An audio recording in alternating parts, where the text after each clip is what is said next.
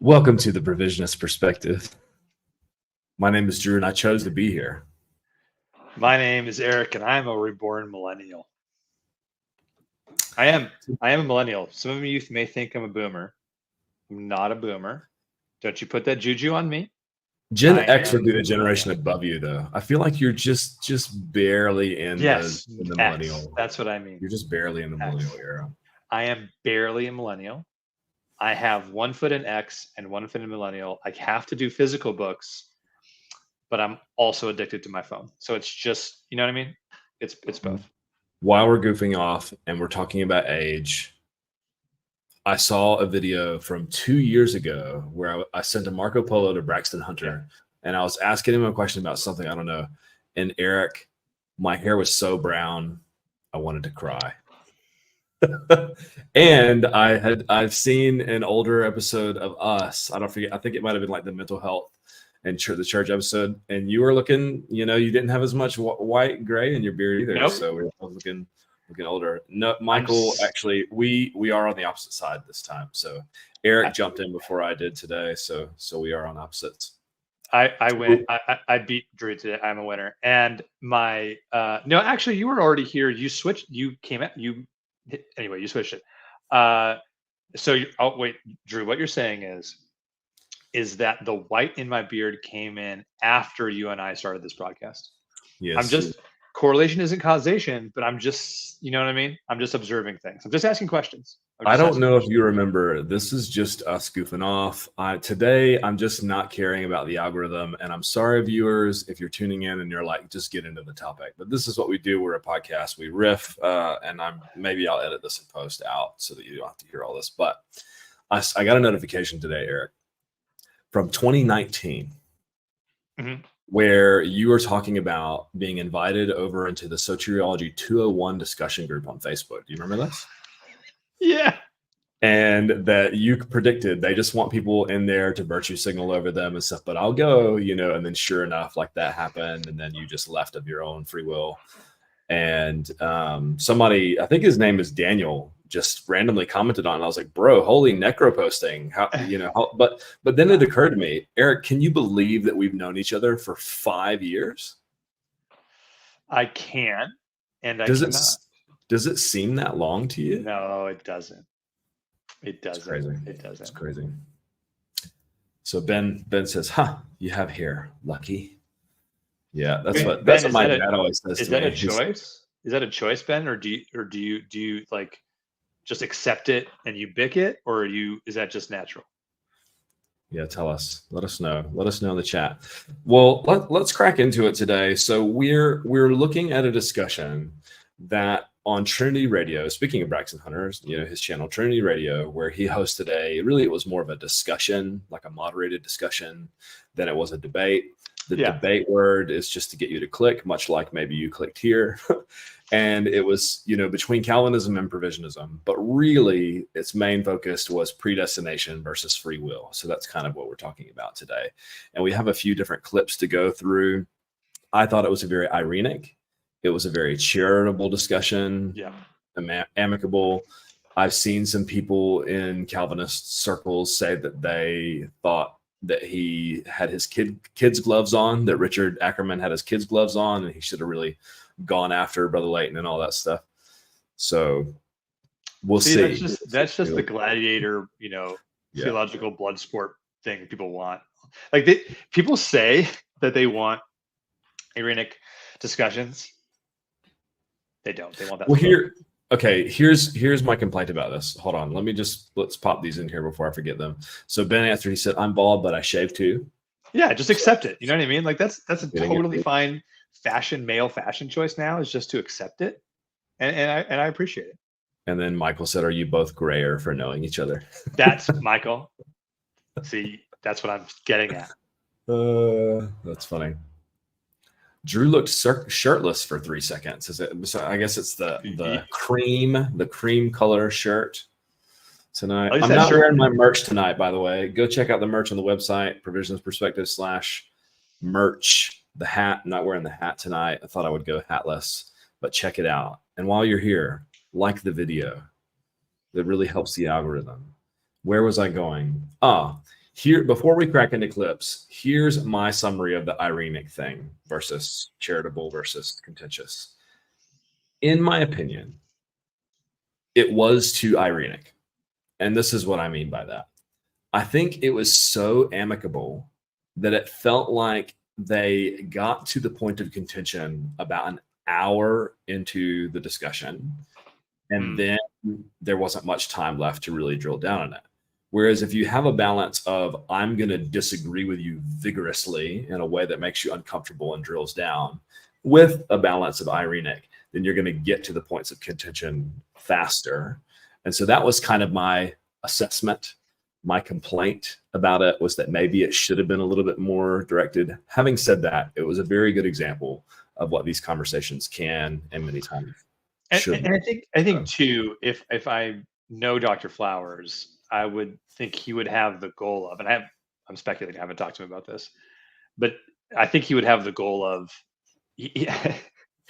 he's all so far down the rabbit hole with some of these reformed content creators that it's just smoke now. He only has smoke left for these guys. But this guy's, a Zoomer, or no, he's a what redeemed Zoomer. Yeah. He's younger. He's just starting out in this. It's just our first time talking. Let's just get this going.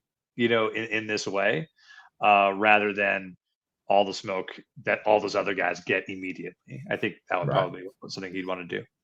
Well, and it's really interesting too, because he talked a little bit in the discussion about how he really reminded Leighton of a younger version of himself. So I'm sure that kind of informed his approach. Brother Leighton's often thinking about, how do I convince this person? How do I help them to understand my point of view? Whereas we may not be as good at that or as focused in on that. But we've had some good conversations. Amber's telling me that my shirt's not cream colored. Of course, it would be the one woman in the chat that corrects my color coding here. Yeah, you didn't. Your wife did. Your wife, you didn't check that shirt with your wife. Like that's true. Clearly. Well, she bought it. It's a wife approved. There's a wife approved shirt. I'm just we not only see a quarter of it correctly. Yeah, no, look, you did it's got 3-tone. Can you see? You know what? I stand corrected. I didn't know it was 3 tones like that. All right, let's crack into this today. I've got a few clips lined up, and we'll jump in. Ask your questions if you want. And let's jump into it. Here we go. So the first clip is, again, the conversation was about free will and determinism. And I've kind of just picked a few clips that I thought were noteworthy. So forgive me if I'm not covering the things that you want me to cover.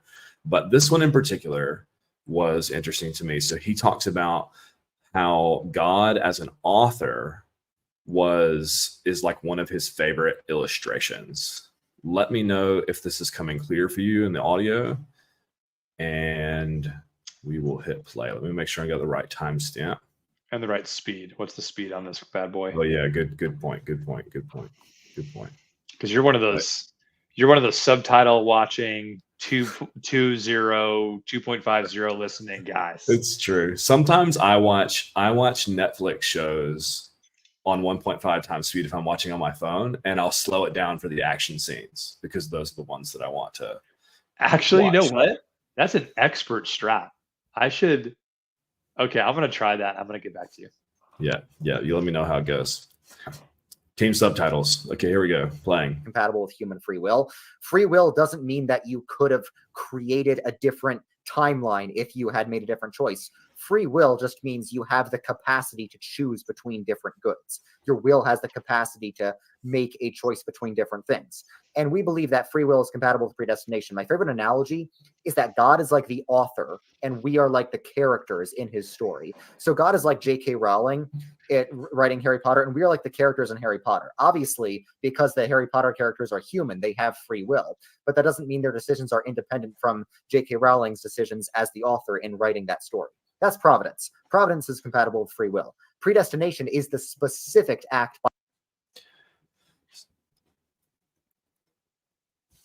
so he's going to go on to say, he contrasts between predestination and providence. So predestination in his mind is specifically God's decision to choose people to be saved or to not choose them before he creates the world.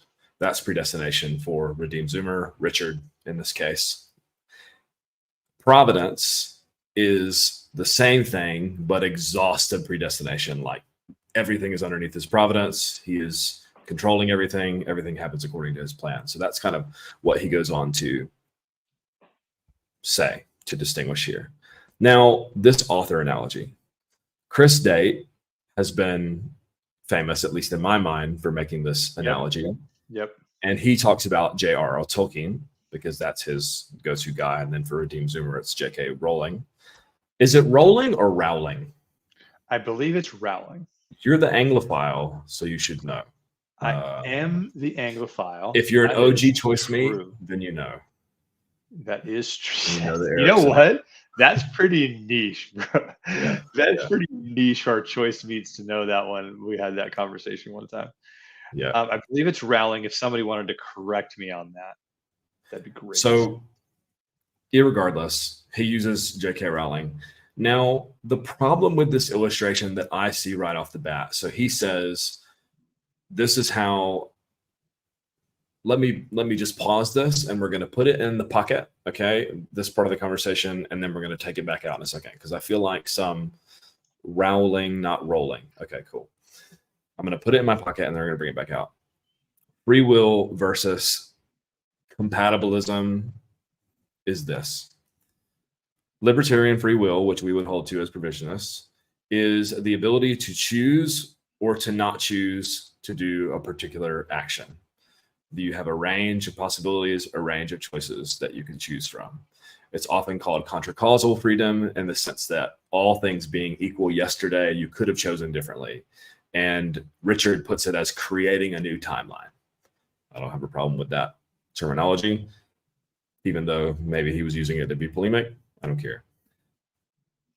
Compatibilism is the idea that determinism, all things are causally determined by God, is compatible with moral responsibility or sufficient human freedom that makes us responsible. Some people say moral responsibility, some people say human freedom, human culpability, so on. So when he's talking about this author analogy, he's providing an illustration to support compatibilism. That's what this is, compatibilism. That's what most Calvinists are, as compatibilists, and then Arminians and provisionists and other free will theists are libertarian, affirm libertarian free will. Now, I'm going to take the Rowling illustration back out of my pocket. The problem with this is that he says that the author is not separate from the characters. They have freedom. They're choosing freely. But J.K. Rowling has still, Rowling, am I saying that right? Rowling has still authored what they've written, and they're still responsible. I know you're not supposed to nitpick analogies, but let's just introduce one element. At the end of the story, at the end of every character's life, they come before J.K. Rowling, and J.K. Rowling holds them responsible for the actions that she wrote them to commit. Voldemort, Sirius Black, you Potterheads out there, I don't know all of the characters, Hermione, all of the evil and all of the good. She wrote all of it. And it was for her fame and for her glory. She's a good person. She wants people to see that she's good, this beautiful tapestry that she's written, this redemptive story. It's a Jesus story, She's then holding them accountable for what she wrote them to do. How is that going to play out? Do you think that the characters are going to scratch their heads and go, you're holding me responsible for the idea that you conceived and that you wrote in? I don't see how that immediately doesn't just collapse this theory. Like, it's useful because it creates like a kind of distance from the moral actions, but the key element missing is that the author of the story, in this case for Redeemed Zoomer Richard, is God, is holding them responsible for these actions. Am I taking crazy pills here? No, I think sometimes there is this idea that we object to compatibilism because we just don't like it, or for some other reason, we just don't like the idea of it. It creates against us. There's all kinds of motives that are given to us for not liking compatibilism. And a lot of that stuff, there's a lot of emotion that is given to us, put on us as to why we don't like it. And you can, all that's fine. You can put those things on us. Maybe some of them are true. I don't know. But he seems to be trying to end around one of those critiques. Like, you don't like it because you think it makes God the doer of evil. You don't like it because of this or that. No, we don't like it. We find it blasphemous. We find it unbiblical. We find it untenable. We don't think it works in the real world, because at the end of the day, it makes God holding other people responsible for things that he made them do. It harms his character. It makes him objectively evil. It makes him objectively unfair. Anyone would look at that situation that you just painted, J.K. Rowling, going to Severus Snape and being like, "Why did you kill Dumbledore?" And him going, what are you talking about? How can you hold me accountable? Anybody would look at that and go, that's unjust. It makes God unjust. And to get around that, they'd have to posit two realities, which is what somebody said up here in the comments. Let me get this here. The author analogy requires having two realities: God's reality, which is actual, and man's perception of reality, and whether or not God gives someone the Gnostic capacity to understand God's reality. Like, there has to be a real moral world where God is just for doing this, and then a false moral world, which is our perception of the moral world, in which anyone would think God is unjust for doing this, but he's actually not, because I know the real moral world, because God's given me the knowledge to know the real. Like, do you see that? That's the only way around the idea that anyone would find J.K. Rowling unjust for doing this. Anyone would find God unjust for holding people responsible for what he wrote them to do. The only way around that is this two moral worlds, two realities thing. And we just don't think any of that works in the real world. Assign whatever motives you want to us, assign whatever emotions you want to us. We just don't think this is untenable as in holding up God's justice, and untenable as how we live as Christians. We just don't think it works.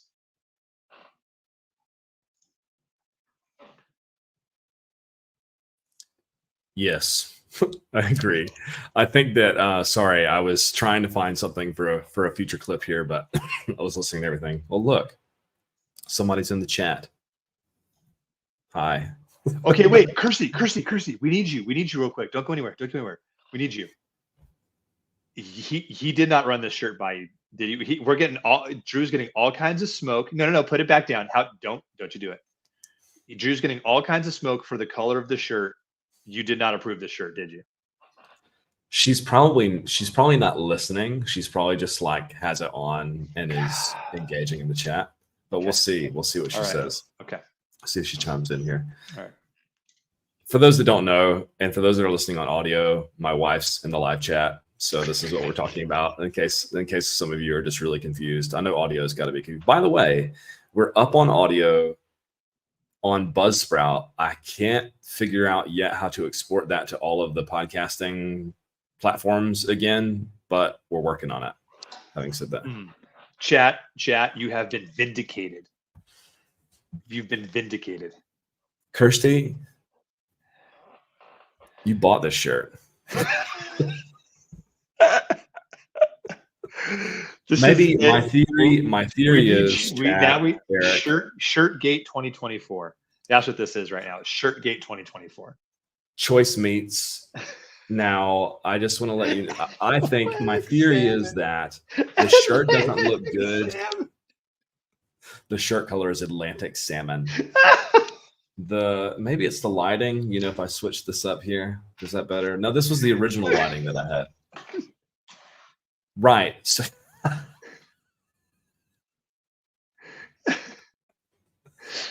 here, let me just bring the camera down a little bit so you guys can see. The pocket. Is that better? Even my wife thought that I looked naked. Okay. Flesh-colored shirt gate 2024 merch incoming soon. I do have a really good merch idea that I'm working on that I'd like to get out there. It's gonna be choice fish meat. Eric's just losing it, man. I'm having so much fun with this. We're gonna move on from my merch idea. All right. We're gonna go into the next clip. Okay, here we go. I'm good. Okay, I'm good. This is the kind of shenanigans people tune in for, hopefully. This is who we are. Here we go. Determinism does not deny free will as a whole. And again, we have to distinguish between providence and predestination. Now, I'm briefly going to say why I believe in this, but first I'd like to hear why Dr. Flowers doesn't, and then I'll just address that. So when I first heard what Calvinism was, I was like, what the heck? What the heck is that? I did not like it. I did not like the idea that we didn't have free will, partially because I was like struggling with my faith at the time. And I listened to a lot of Jewish commentators like Dennis Prager and Ben Shapiro. I mean, I was a teenager. I should have known that they weren't the best sources of theology, but I was listening to a lot of Jewish theologians. I didn't really know that I should be listening to mostly Christians. And they said free will is a very, very big theme in Judaism. So I cared a lot about free will. I didn't like Calvinism when I first heard about it. But then I read Romans 9. I just turned to a random page in my Bible. I read Romans 9, and I became convinced that predestination is what the Bible teaches. And I did listen to Dr. Flowers and other people give their non-Calvinistic interpretations of Romans 9. I wanted it to not be true. I wanted predestination to not be true because I didn't like it. But I ended up being forced to admit that it is what the Bible teaches. So my reasoning for that is that Paul anticipates the classic objection to predestination. So I'd love for you to engage with this point later, Eric, about the objector and so on. But the point that I want to make here that I think is interesting is that he was a very young believer. I think he was a believer at this point. I thought he came to faith when he was in his 20s at some point. I'm not sure.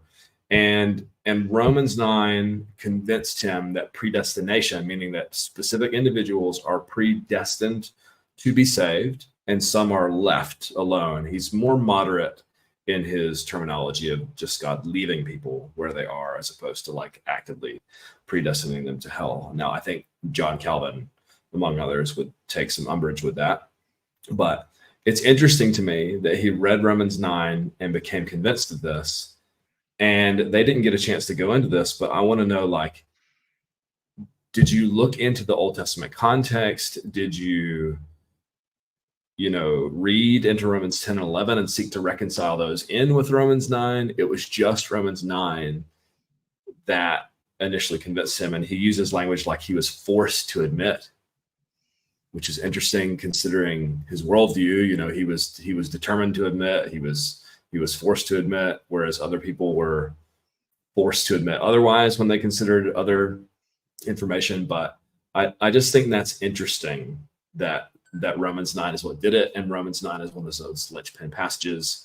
And it's a little bit frustrating that they didn't get to talk more about Romans 9 in this discussion than they did. Do you have any thoughts on that particular clip, Eric? Well, he thinks it's a flex. He thinks that this is an emotional flex to say that since it was harder to accept, that makes it more true. And since I didn't want it to be true, then because I now believe it's true, therefore that makes my opinion more valid or something, that makes my being convinced more valid. It means that you had to like overcome your strong like response to it, your gag reflex to it. So therefore it must be really compelling or else you wouldn't have been able to go past it. Exactly. He thinks it's a flex, but actually what's funny about that is even if that's true, which even if that's true, it's that is actually a point in our favor, because our criticism of your reading of Romans 9 is that you are just taking Western individualistic lenses and you're reading something that was meant to be corporate in nature to a group, from an author who thought corporately, writing to a group culture that thought corporately. The individual nature of Jacob and Esau would not have crossed their minds. Paul would have said the word Jacob, and they would have known he meant the headship, federal headship, which is something you love until you don't. Redeem Zoomer. They would have thought, and he said the word Esau, they would have thought Edomites. That's just how they would have thought.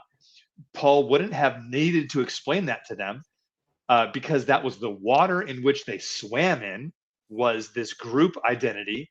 They used the names of those individuals as markers for the groups. That's how they talked. He didn't need to explain it.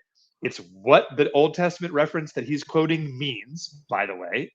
And so for you to just read it and think individual is a point in our favor because you're reading it through your Western individual lenses, right, and you're just proving our point. So thank you. Right. Yeah, it's a little bit. He does seem, I will give this to him, he does seem more familiar and more charitable with Arminian and provisionist perspectives on passages, because it seems like he's looked into them. And we'll circle back around to Romans 9. I hope we have time to get there. And he explains, Leighton gives a little bit of pushback. By the way, when Leighton joined the stream there, I thought about inviting him to have this conversation with us, and review the debate and stuff, because why not? And when he joined Zoomer there, I thought he was joining us for a second. Like I had forgotten that I invited him, and I was like, oh, what's happening? Like Leighton's here, but it's normal. All right. Anyways, so, and what was I am I going to go to the next clip? Yeah, I'm going to go to the next clip. Okay, here we go. Respectful critique of my position. So I want to make a scholastic distinction. Our scholastics make a distinction between God's permissive will and his positive will. So we would say that God ordains good and evil, but not in the same sense. So when God ordains good, that means the good is actually from God. Because of God's essence, because God's essence is infinite goodness, God cannot produce any evil. The Westminster Confession is very clear. God is not the author of evil. So when we say that God ordains something that is evil, it means that because Eric, do you want to just mention briefly your comments on, like, just because you say God's not the author of evil doesn't just get you off the hook, like we don't believe this? Do you want to comment on that at all? Well, my question has always been, and I've had a hard time getting engagement on this question. Like, I'm not, okay, our Calvinist listeners, our Calvinist hate watches. Maybe you actually think we're okay. Hopefully some of you like this. Yeah, maybe you think we're okay, but you can't say that out loud because then all your Calvinist friends come on top. Westminster's just clear, guys. Right. Okay, Peter, that's so great, man. That's exactly my point. Is when you say, when the Westminster Confession of Faith says, I don't have it in front of me, I think I have it right, is God ordains whatsoever may come to pass. When you say that phrase, do you understand? Don't agree with me. I'm not exacting. I'm not asking you to agree. Okay. I'm just asking you to see it through our eyes. All right. God from all eternity did, by his most holy counsel of his own will, freely and unchangeably ordain whatsoever may come to pass. When the confession says that, and then it says, but not so far as he makes him the author of evil, do you understand that just by saying that phrase doesn't make it so? That when you say the first part, and then you say, but not in such a way as it makes him the author of evil, that doesn't negate that you just said that he ordains all evil. Like, it doesn't make him the author of evil. Okay, but he ordains all evil. Or you don't use the author of all evil language. Okay, I won't. But he ordains all evil. Do you see how that doesn't get you off the hook from our criticism? Do you see that? Yeah.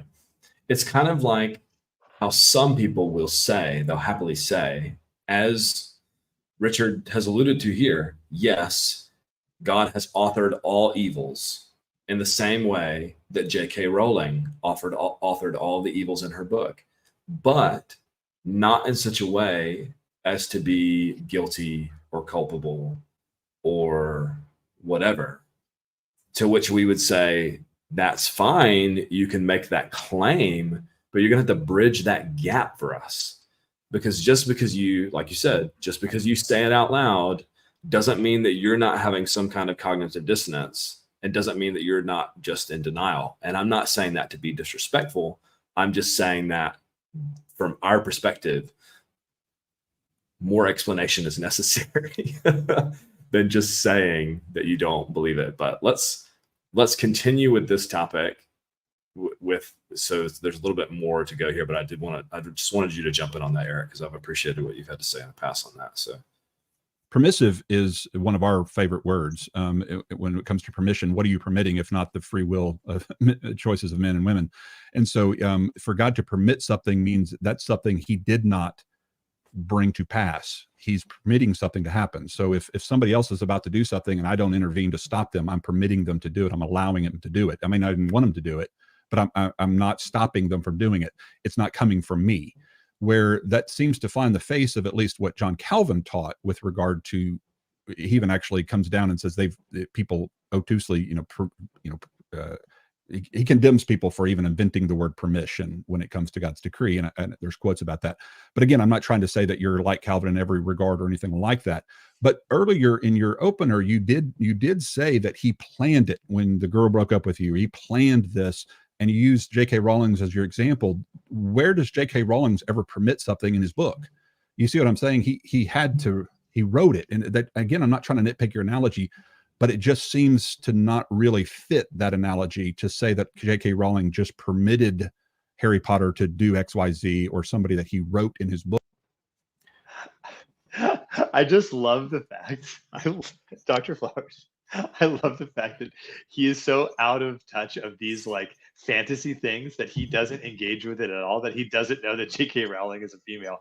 I just love that so much because he really is not aware of that. That's just who he is. It's so great. Okay, anyway. And Braxton jumps in to say that he's misgendering, an actual that it's J.K. Rowling this is a legitimate misgendering here, Leighton, and Leighton comments that, who was it? Lord of the Rings was his usual go-to analogy, so that's why he kind of mocked that up or whatever. But he makes a valid point here that, and again, I don't want to nitpick an analogy too much, but in what sense is an author permitting anything if they're writing it in there? And there's language that's used. I think there's language built into our spiritual DNA that God's given us to keep his holy name blameless and evil. And that language is language like permission, because otherwise you're just, Rowling is writing stuff in and she's permitting it. It creates a sense of distance between the author and the free actors that actually I don't think can be there in an author analogy. And when you parallel this to something like the divine decree, and that J.K. Rowling thought up all of these actions and then put them to paper, and God, if we can use the word, conceived of these, because God's knowledge of what's going to happen isn't a function of God's decree precedes what he knows will happen in the deterministic worldview. Right. And so, I don't think that this is really I think it's a really terrible theodicy too. I mean, I think that we've seen some of this played out in the apologetics arena so God just, an unbeliever saying, God just doesn't want me to be saved. We don't know yet. Why you said that the permissive language puts some sort of distance in between God and evil. And it's like, Yeah, but you just said that it was hard for you to accept. Redeemed Zoomer, you just said that it was hard for you to accept predestination when you read it, but I didn't like it, but I had to. Isn't that just the same thing? You may not like that you can't use permissive language, but isn't that just true on your view that you don't get to use permissive language and you just need to accept that you don't get to use permissive language? That's our word and you don't get to use it. I mean, you may not like that. You may not like how close that makes God to his decree of evil, but so what? That's what your confession says, and that's what you believe. So sort of just accept it. Yeah, like in other words, why don't you just swallow the difficult pill and just shirk permission language from your vocabulary, much like John Calvin was telling his readers to do. By the way, I thought that accepting hard truths made them more true. I thought that accepting hard truths that was a good thing to do. In other words, just do that. We could be having a different conversation here where Richard goes, and I thought about the word permission, and some Calvinists have said this. I don't remember whether it was Chris Day or Guillaume Bignon that was talking about permitting things. And he was saying, to be honest, I don't know if permitting things is really something that I can make sense of here. So I'm going to say this instead. Some Calvinists have gone on to say that, but let's say Richard says, actually this permission language, I just realized this really isn't, man, I really like that permission because it just, and I really don't like the fact that I can't use the permission language, but I just got rid of it. Wouldn't that be a point? And obviously we're all after truth here.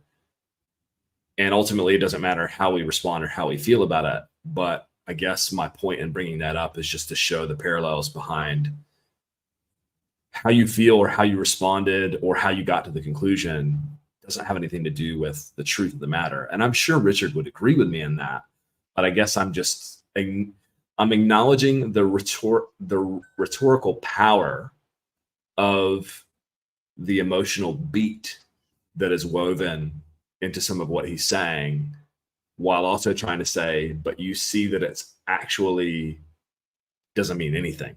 It has no bearing on truth values whatsoever. So, and I wanted to read what he said here. So he said, I want to make a scholastic distinction. Our scholastics make a distinction between God's permissive will and his positive will. So we would say that God ordains good and evil, but not in the same sense. So when we say that God ordains something that is evil, it means that the evil is rather the deprivation of good.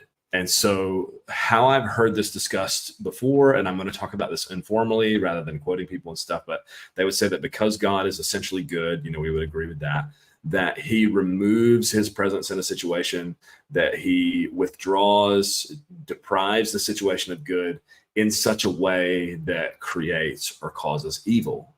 That's well and good, and I could see how that would work in a lot of different providential models, Molinist, dynamic omniscience, simple foreknowledge, whatever else. But the problem is that on determinism, God's getting exactly what he wants with his particular style of withdrawal in a causative, determinative sense. You know what I'm saying? Because the let me just remove myself and let it happen doesn't really evoke what's actually happening. He's removing himself and his presence and his goodness in such a way that precipitates exactly down to the molecule what he wants to happen, including every sin that you've committed yesterday and for the whole rest of your life, tomorrow, and so on. I don't see how that rescues you from the problem of evil here. I want to get to his complaints about human freedom, about libertarian free will. I don't know if we'll have time, but hopefully we can get there. So Coach Mark says, does decreed mean God allows or causes all things that come to pass? Does decree in the sense that redeemed Zoomer, Richard is using it, or Reformed folks normally use it? Yes, that's what they mean by it. Does that the word decree actually mean that, though? I don't think so.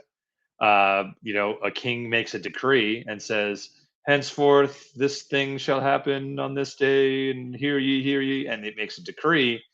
And whether or not his subjects follow it, or whether that's actually what happens, that is not implied.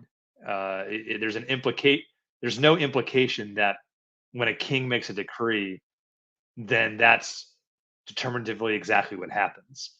It just means that, or else he's not sovereign, or else he's not sovereign. Right? He's using his domain, his rule, to say this is how it is in my domain.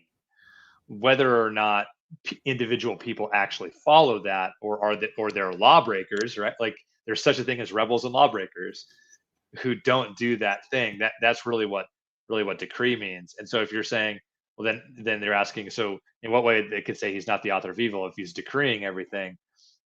Richard's point is that just like an author of a book like J.K. Rowling, she writes evil things that happen in her book, but she's not responsible for them.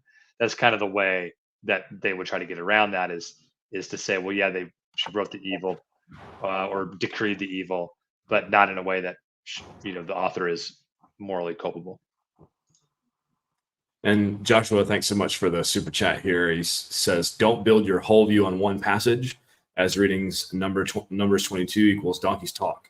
And yes, it's corporate election, not individual elect versus reprobate. In other words, something can be true of a part that's not true of a whole.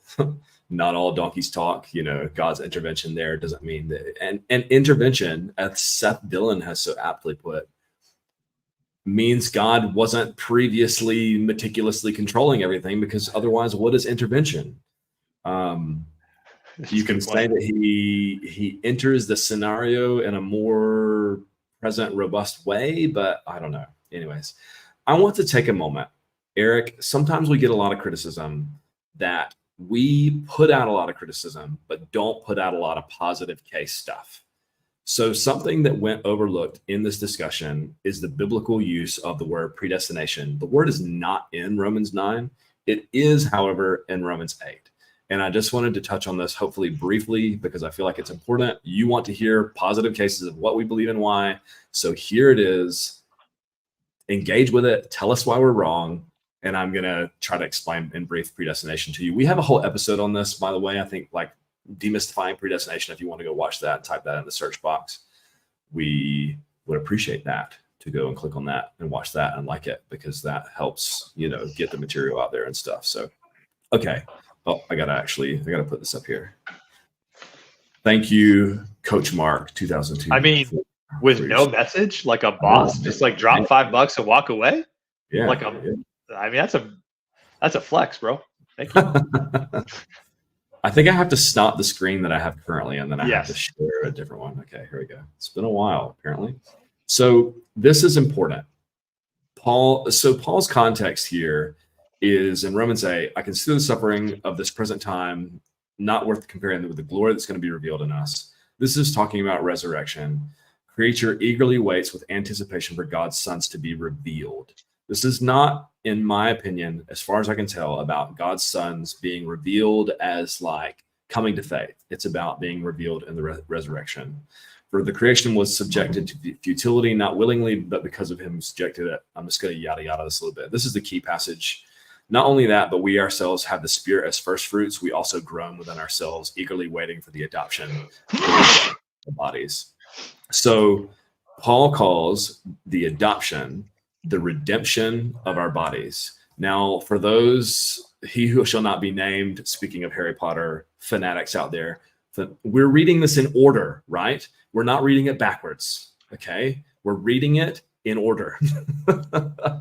And so then you come down here into verse 28. I think I need to put this back up here now so you guys can see this. We know that all things work together for the good of those who love God. This is the predicate, those who love God, who are called according to his purpose. For those he foreknew, he also, this is the word, predestined to be conformed to the image of his son, so that he would be the firstborn among many brothers and sisters. Now, I don't have the time for this, but I'm going to give you the too long didn't watch or whatever else. predestined to be conformed to the image of his son is not predestined to be saved.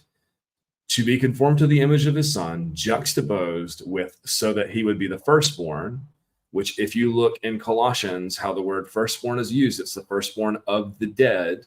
This is talking about Jesus being the firstborn of the resurrection, and of all of those who love him and who are the called, that they are predestined to be conformed to his resurrected image. That is biblical predestination. Ephesians 1:5 has the exact same thing in mind, because it says he predestined us, meaning us the faithful, unto adoption. Adoption in Paul's mind is this future redemption. Now, I can hear the voice already, Eric. What's it saying? It's saying adoption is salvation. It's saying that, so what you're saying is that we're not adopted yet. We're not saved yet. Got it. You're not a child of God. There's an already not yet sense in here. Yes, we are all sons of God through faith. But when Paul uses the term adoption, he is usually talking about the future inheritance that we've yet to receive. So we have been adopted and brought into his family, but we've not yet received our adoption. We've not yet received our inheritance.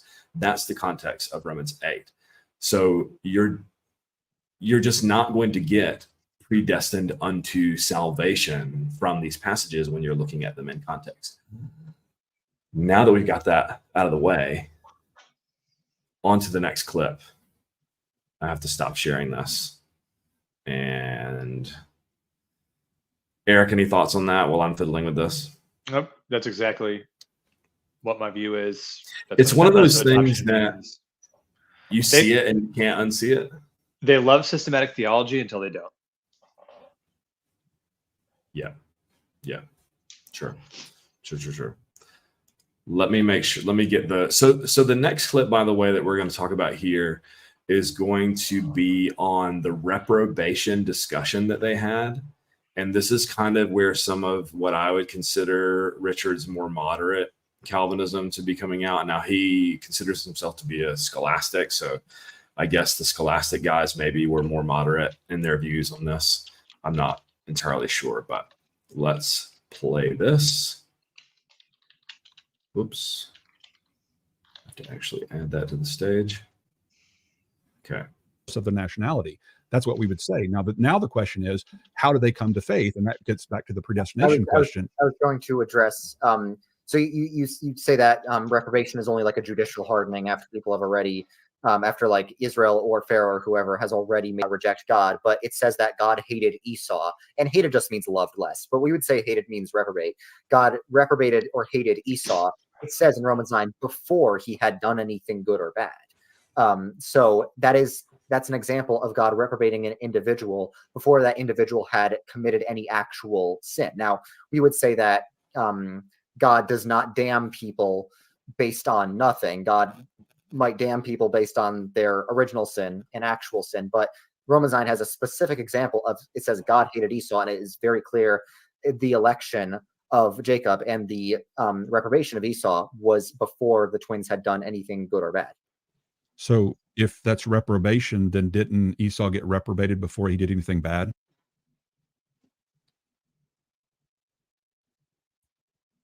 So Flowers kind of pushes him on him on this a little bit, and then he distinguishes between damnation and reprobation. But you'll notice one thing that Richard kind of mixes up here, in my opinion, is he says that God hated Esau before he had done anything good or bad. But that's not what it says. Let's look at it. Because he's quoting from, Paul is quoting from an Old Testament passage that was written some 1,400 years after the passing of Jacob and Esau. And that, by the way, chat, Eric, I can never pronounce the name. Is it Esau? Is it Esau? I always feel weird when that name comes out of my mouth. Any strong opinions one way or the other? I think it's Esau, but I don't. Esau. I mean, Esau. That feels. Is that a Hebrew name? I don't know how to pronounce that Hebrew. It feels better. I Esau? like the way Esau comes out of my mouth better than Esau. So we're going to keep Esau in there. Okay. All right. Esau. Here we go. Esau. So Chad has confirmed, just like they confirmed that your shirt was a terrible shirt. They have confirmed that it's Esau. Shirtgate 2024. Fair enough. And then here we've got Peter with the Isaiah. Isaiah.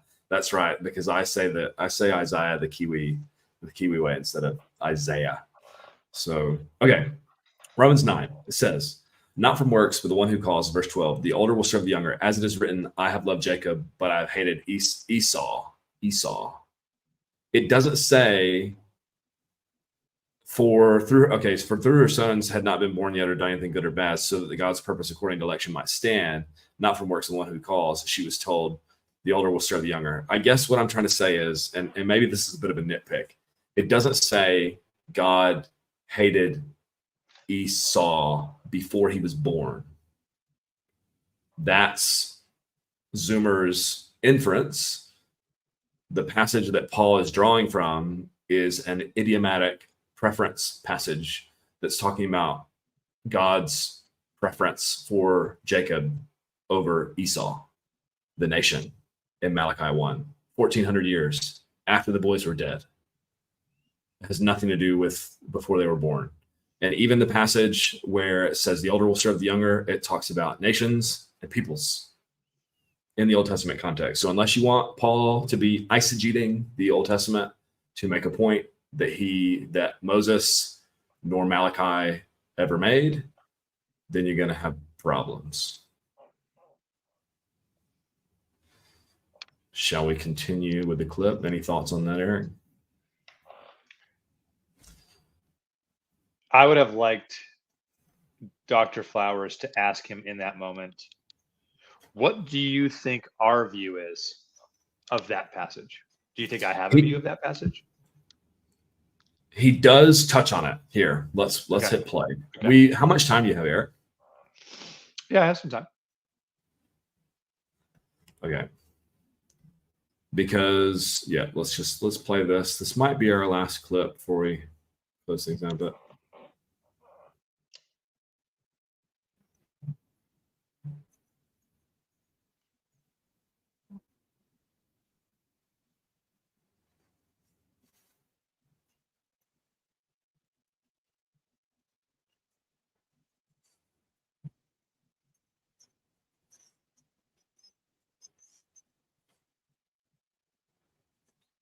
I just want to say, I don't want to dwell on this too long, but I don't feel like this does fair justice to the word reprobate. The word reprobate means rejected, disapproved, and so on. So it doesn't mean pass over.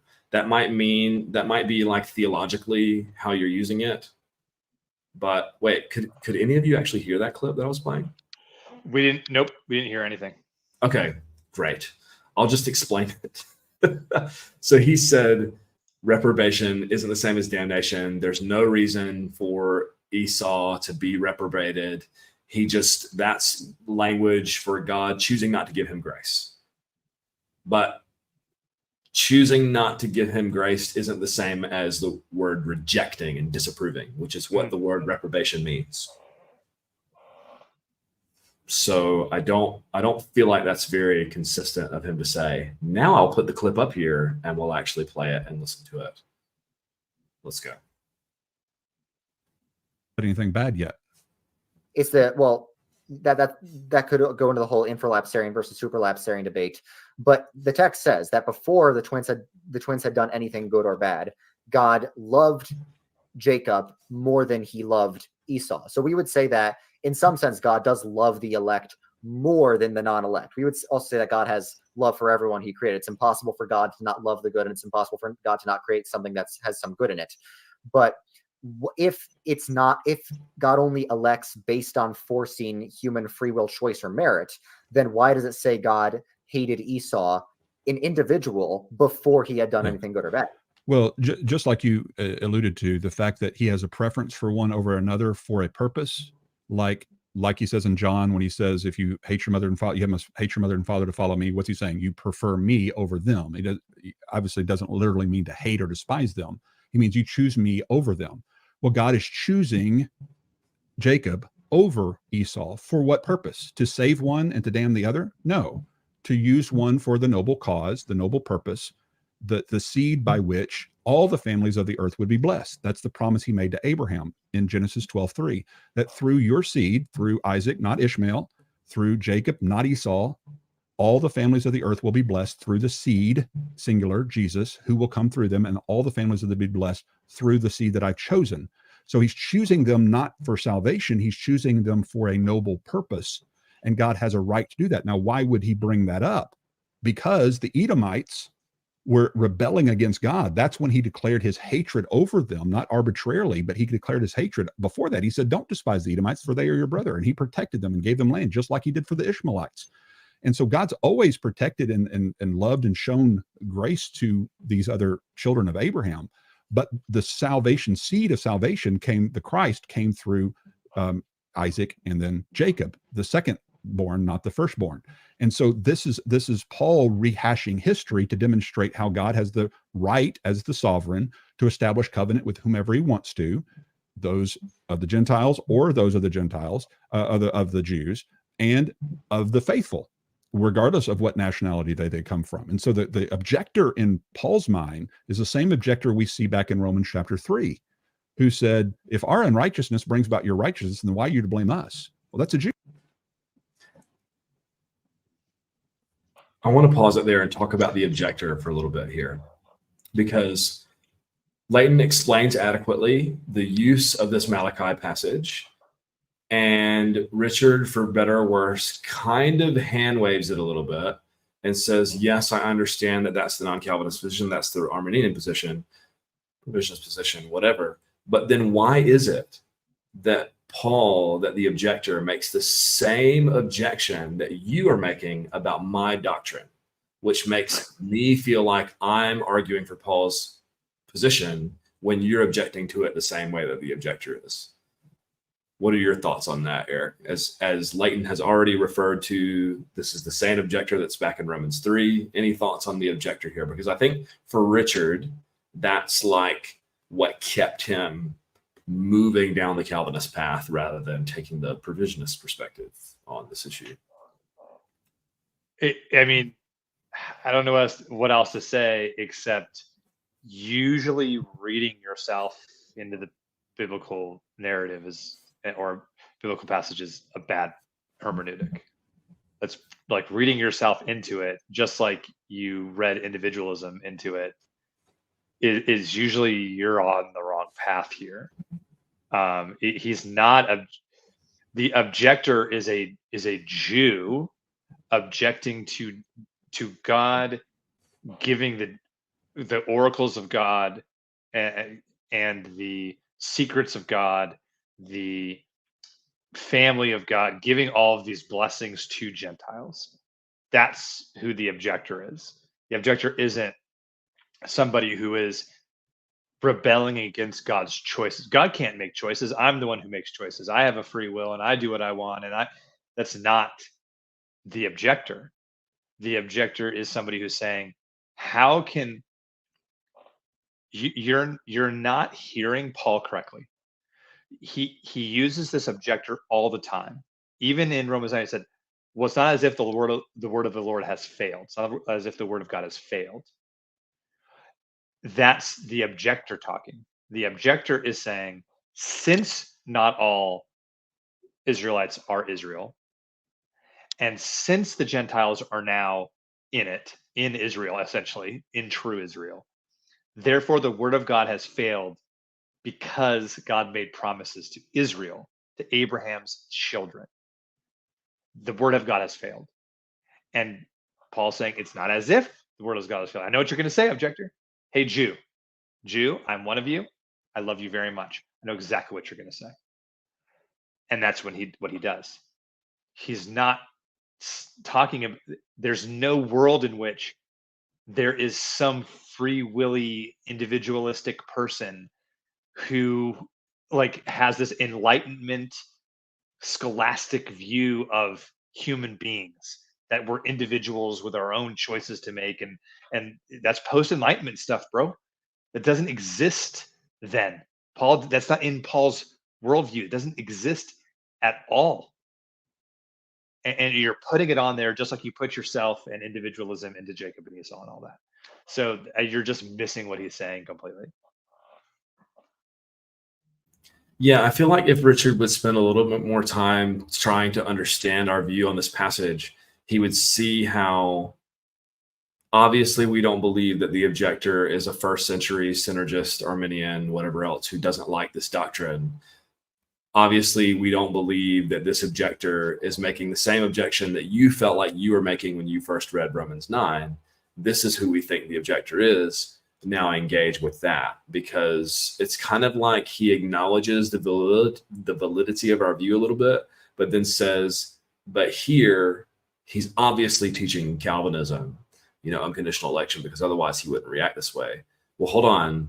You've kind of switched back into your own perspective. Why don't you just follow that thread, right, and understand how we see this? If Leighton Flowers is telling the truth, that he believes that Paul is making an example of God choosing secondborns over firstborns, as God having the right to choose Gentiles to be included in the kingdom over Jews. What does that mean about the objector then? Like, right, follow that thread. Right. I do want to answer one thing. Big Boy asked, is Eric, am I a grief counselor? I'm not like a trained grief counselor, but I am a trained pastoral counselor. Yes. Yeah, we have, I think the mental health in church deals with some of that stuff, like pastoral care type issues. I'm thinking about re-uploading that to see if it gets some more views now that we have a few more subscribers and stuff, because I felt like it was quite a good episode content wise. We weren't as polished, as we are now with StreamYard and everything like that, but I thought it was good. Somebody in the chat said hashtag Shirtgate earlier, like told Warren that they started hashtag Shirtgate.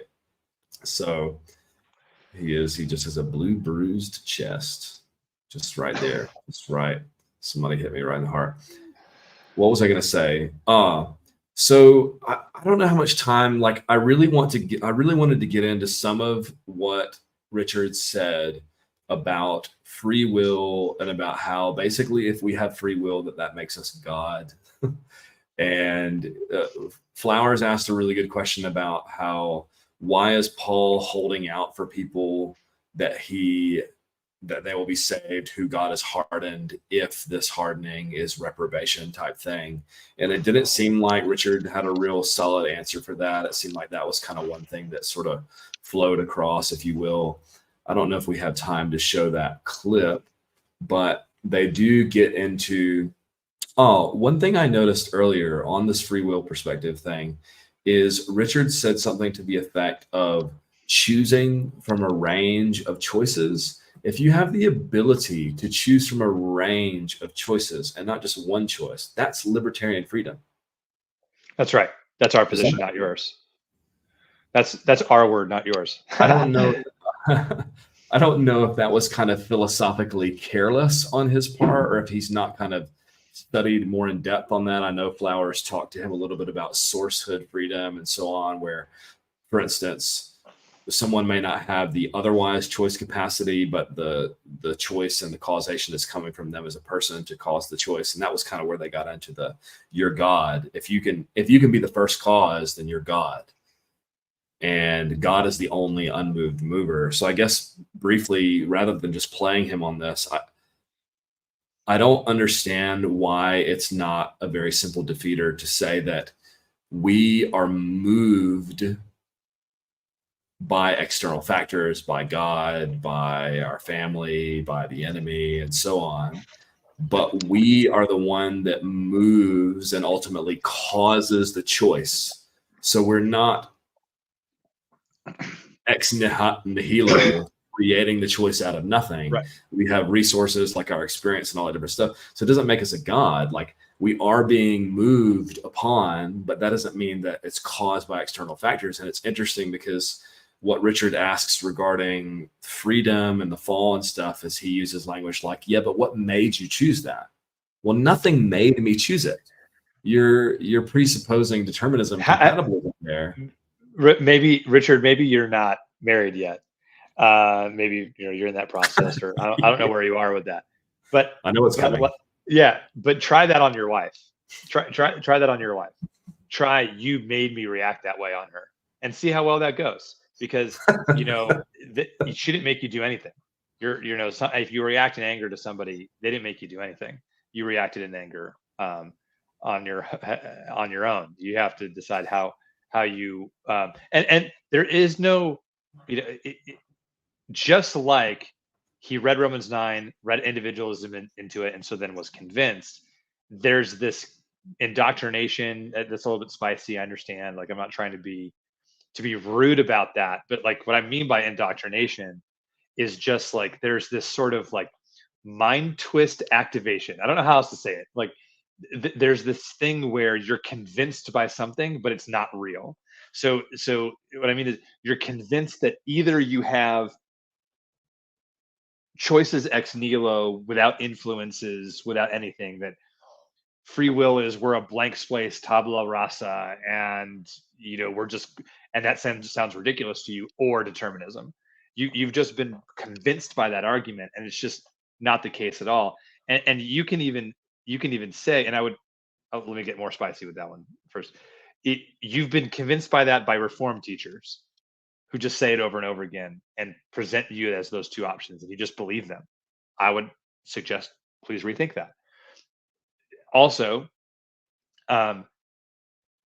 if you even want to say that free will, you're creating choices where there isn't a choice, makes you a little God because you're creating something that makes you God. It makes us little gods. Okay, we're tiny C creators.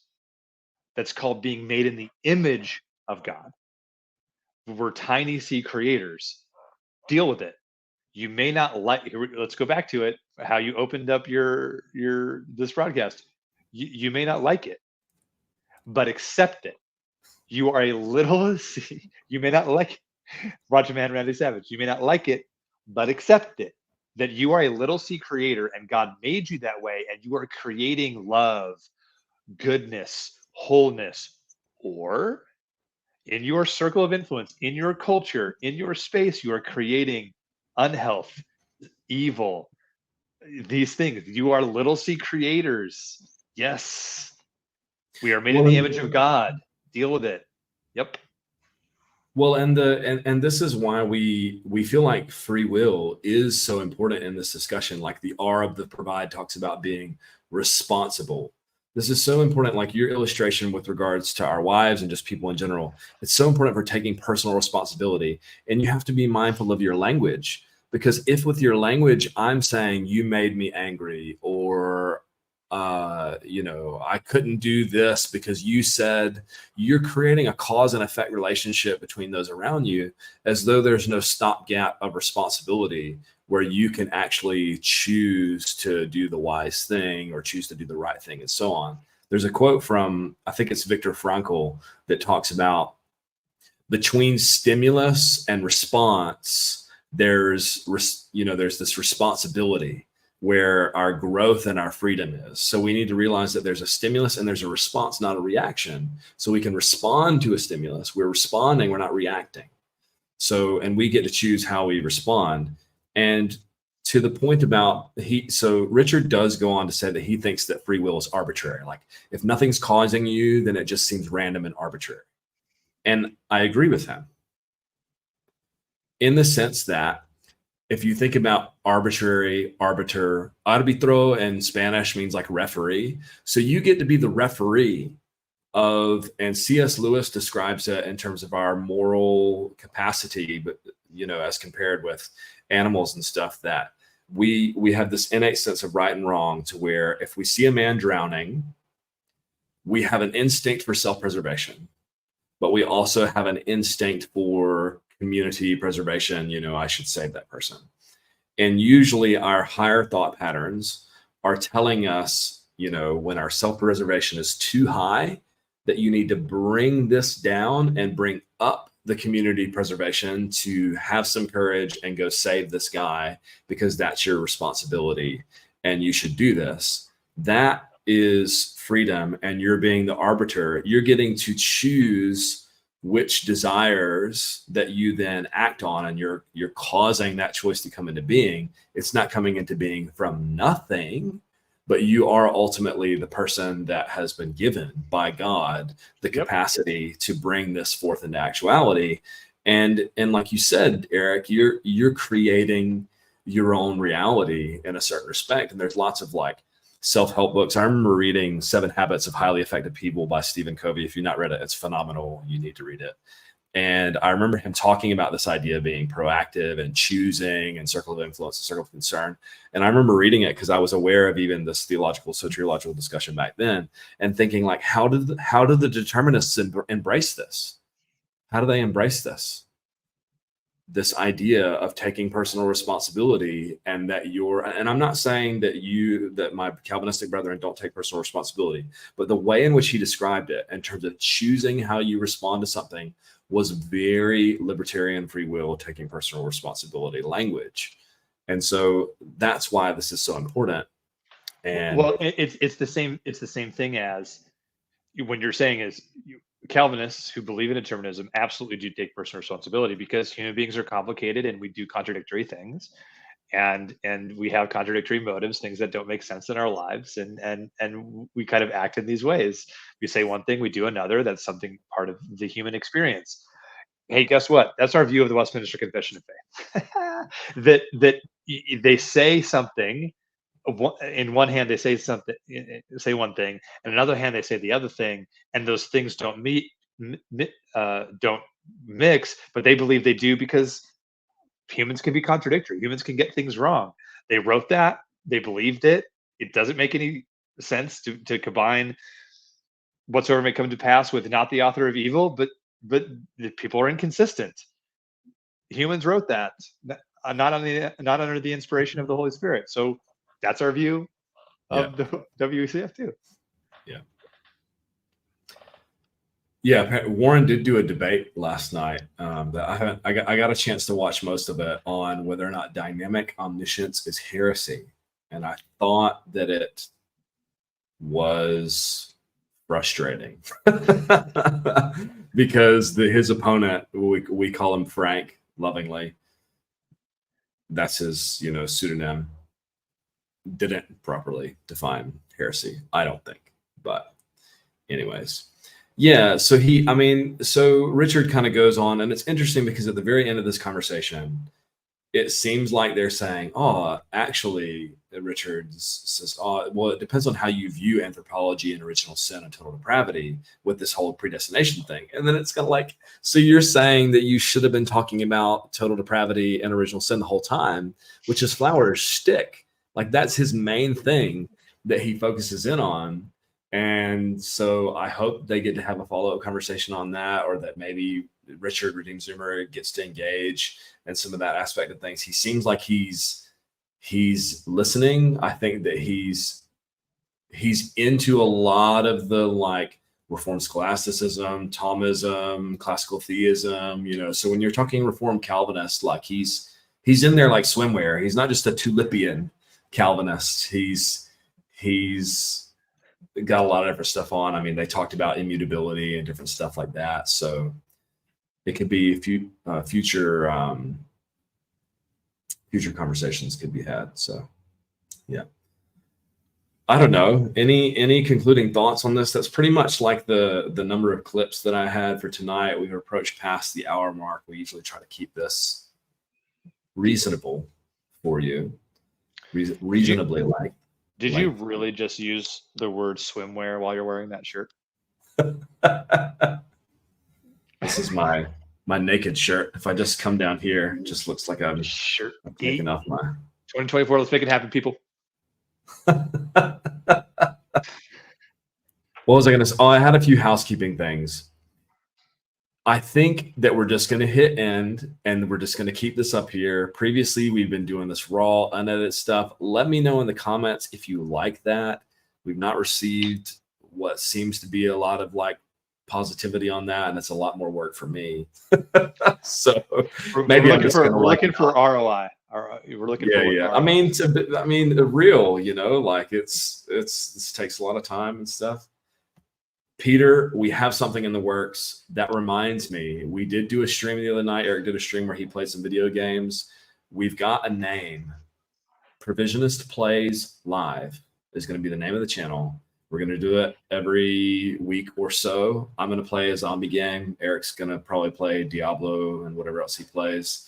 Maybe independently we'll engage with the chat. So be on the lookout for that. We're going to kind of launch it and not do it haphazardly. So you won't see any new streams up here, except for maybe me trying mine out to like see if everything works. Try yours out. Like just randomly pop on, engage, see how it was. I actually really enjoyed doing it. I had a lot of fun doing it. It's kind of a use of our game time, you know, like if we're going to play for an hour or two or something like that, might as well engage with our community. It's a 2 birds, 1 stone, you know? Yeah, it's a good thing. So, and the game that I'm going to play has a lot of role playing in it. So I have the idea of just like letting the audience decide kind of like what I'm going to do next. And they're going to try to kill you. They're going to try to kill you. Well, see, here's the thing about Project Zomboid is the theme is like when you start the game and you load in, it gives you the title card. This is how you died. So the whole point is you have to try to stay alive for as long as you can. And at the end of it, it shows you how many days, years, whatever you've been alive. And it's a very difficult game. I love it. I love it. I definitely wish I could play that game. Peter, listen, you knock it off. Okay. You were the most active guy during the stream. It was fun hanging with you, but you just need to knock it off. Like this video, join our Patreon team, patreon.com/provisionist perspective. The raw and uncut episodes are up there. You can get some of this merch at our website. And I don't know what else to tell you. Leave us a like, comment below with some of your thoughts. What's happening in the comments here? What is the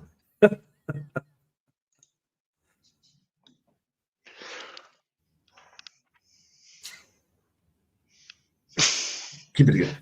Keep it together. Keep it together. Keep it together. Keep it together. You know what movie that's from? This is what you're gonna get on our streaming channel. There were your mom stuff going on during the stream. It was a good time.